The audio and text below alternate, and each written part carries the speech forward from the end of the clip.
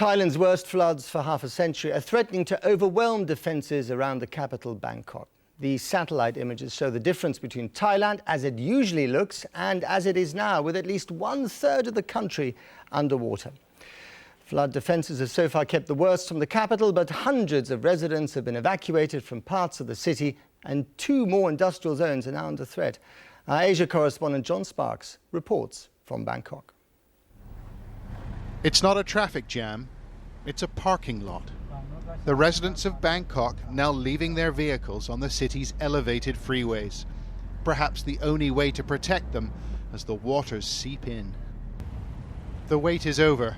Floodwaters from the north have arrived. This is Bangkok's Don Muang district, less than 20 kilometers from the center. The majority of its residents were on the move today, wading to safety or clambering into the back of trucks. Some hung about, however. "I thought we'd be spared," said this man. Everyone in Bangkok has been told to move to higher ground, and numerous areas are now being evacuated. It is a colossal challenge for the authorities. "How are you?" "I'm so upset," she said. "I have nowhere to sleep tonight. My house is flooded." We went to the local evacuation centre, but army trucks were taking its occupants away. The floods had closed it down. This is the Wat Wulu school. It's one of the designated evacuation centres in Don Muang, and there were 800 people here overnight, but they've had to leave. They've evacuated the evacuation centre. We spoke to one mother waiting for the next lorry out. The whole experience had been too much. I feel terrible.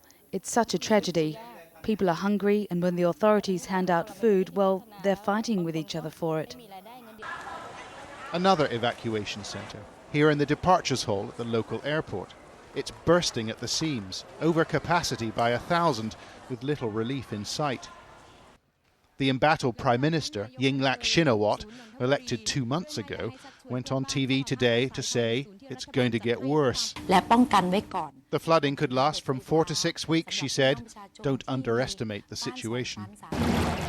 For weeks, the authorities have tried to hold the floodwaters back with dikes, canals and barriers. But now a change in strategy. The gates have been opened, water allowed to run through and flood the city. "We had no choice," a government spokesman told us. "We were risking an urban tsunami." If we let the water build up higher and higher and a barrier breaks down, well, we can't control that. It would be like a tsunami. An estimated 16 billion cubic meters of water flowing towards Bangkok and onto the sea. After weeks of resistance, the city has yielded and nature allowed to run its course. John Sparks, Channel 4 News, Bangkok.